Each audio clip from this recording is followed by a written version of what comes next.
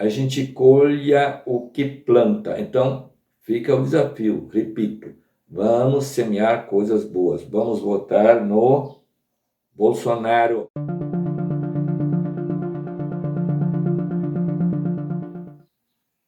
Olá, eu sou o Carlos Trapp e esse é o canal Fé e Cidadania.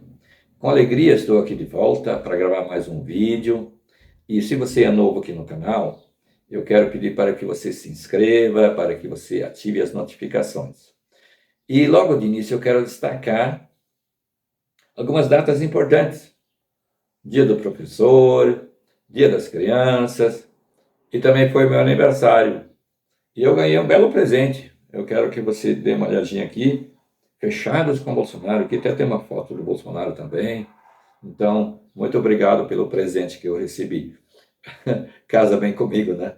Então, hoje eu quero destacar algumas coisas interessantes que podem ajudar, dar subsídios para as eleições que se aproximam.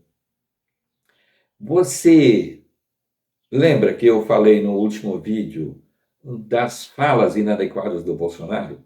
Mas, graças a Deus, ele veio a público na semana passada e disse o seguinte, que se houvesse algum impedimento quanto ao voto referente às falas, que ele vinha a público humildemente pedir perdão. Aliás, eu quero que esse vídeo seja apresentado aqui, para que você ouça o presidente falar. Podem rodar. Que estamos construindo de liberdade, respeito e prosperidade.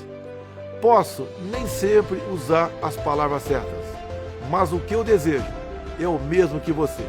Viver com dignidade, andar na rua sem medo, garantir o sustento das nossas famílias e proteger a inocência das nossas crianças.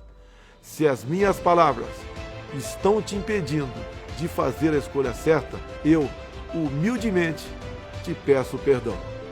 É hora de superar todas as diferenças para proteger o futuro da nossa nação. Viu? Ele veio a público e pedir perdão pelas falhas. E espero que o Bolsonaro cuide e não fique falando coisas indevidas. Isso não é conveniente, nem para a pessoa simples, nem para um estadista. Então, esse sempre foi um motivo de crítica do público, das pessoas, quanto ao nosso presidente. Então, espero que isso seja resolvido. Mas eu quero falar sobre um outro problema muito grande, que eu preciso apelar aqui para o uso do celular. Eu peço que você me entenda e aguente a leitura.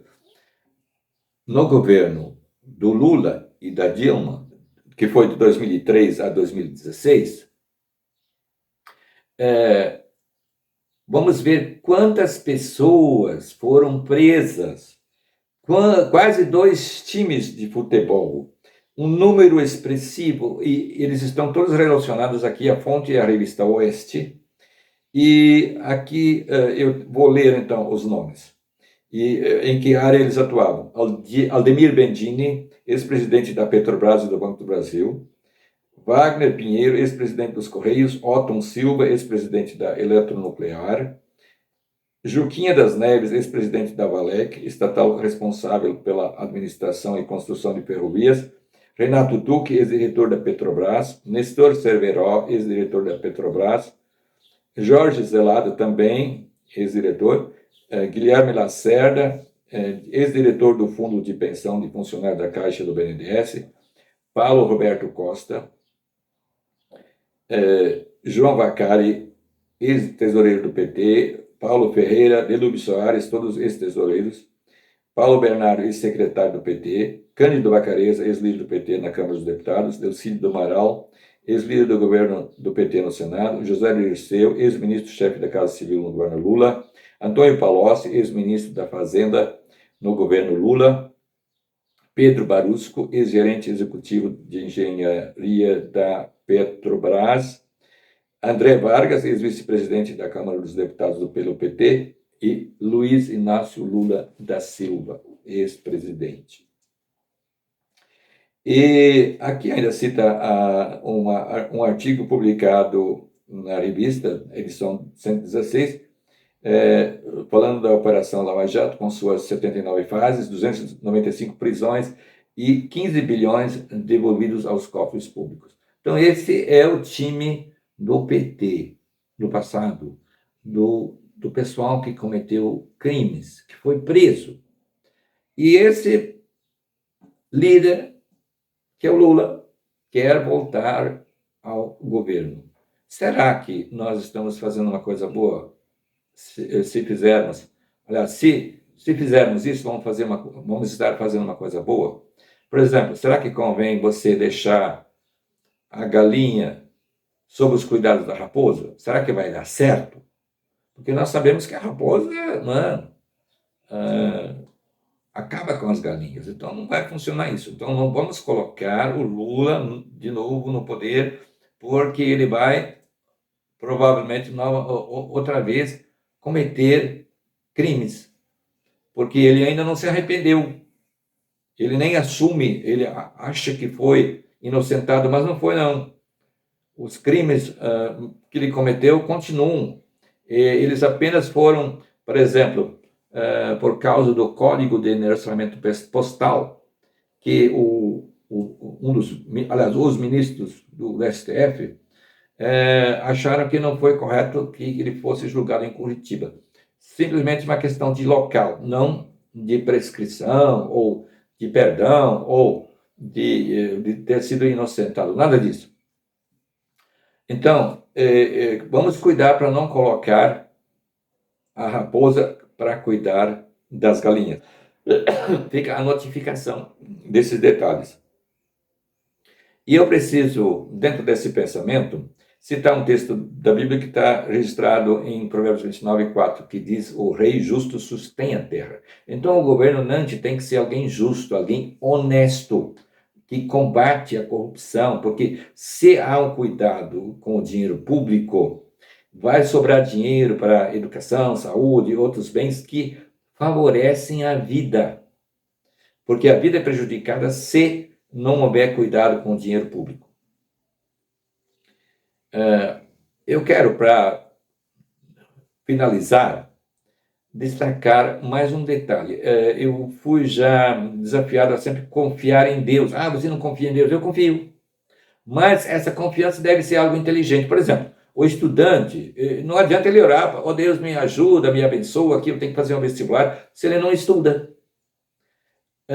A Bíblia também fala de que Deus vai nos sustentar, mas ninguém deve achar que, se eu ficar de braços cruzados, se eu não trabalhar, se eu achar que vai ganhar o pão, que não vai ter falta de nada. Nós precisamos trabalhar. Então Deus abençoa o nosso trabalho, Ele nos sustenta através das nossas atividades. Ele não vai acostumar mal, não. A pessoa, se não trabalhar, vai ter o que comer. Não vai ter, não. Não vai ter. Eu, no último vídeo, eu falei um pouquinho sobre a denominação batista que não estava se manifestando. Obviamente que, como denominação, não tem havido uma manifestação ainda, mas eu me alegro e eu quero expressar isso, dizendo que vários líderes batistas vieram ao público e gravaram um vídeo dizendo, tendo como tema, o Brasil que eu quero. Então foi algo muito bom, espero que você já tenha visto, né? E que então esses líderes estão se preocupando com o que está acontecendo e o que está envolvido nessa eleição, e eles falam de valores com os quais o Bolsonaro se identifica, e não o partido, o candidato da esquerda. Então, parabéns a esses líderes, que nós todos possamos também ter esse senso de valores e não colocar alguém que já mostrou as suas unhas, né, como eu li aqui, os que foram presos, que cometeram crimes, fizeram coisas erradas, não colocar esse pessoal de quer dizer, se abstiveram, melhor dizendo, como eu já disse no vídeo passado. Vamos votar. Hoje é mais fácil, o segundo turno é mais fácil, mais rápido, e outros que querem anular o voto, não façam isso. Não é conveniente, porque nós precisamos de um governante. Nós precisamos de alguém que nos dirija. Num condomínio, precisa de um síndico. E assim no lar precisa de um líder, no município precisa de um prefeito, e assim por diante. Nós precisamos de liderança. Não é possível viver em sociedade sem governo. Precisamos de governo. Então, vamos votar, vamos escolher, vamos pedir que Deus nos ilumine e buscar subsídios, e eu apresentei já alguns aqui, né? Então, que isso tudo nos ajude a sermos bons cidadãos, exercermos a nossa cidadania de uma forma salutar, para nós colhermos coisas boas no futuro. Hoje nós estamos plantando, e nós temos que ver o que nós plantamos. A Bíblia diz que Deus faz com que a gente colha o que planta. Então, fica o desafio, repito, vamos semear coisas boas, vamos votar no Bolsonaro e os valores que estão agregados aí. Muito obrigado.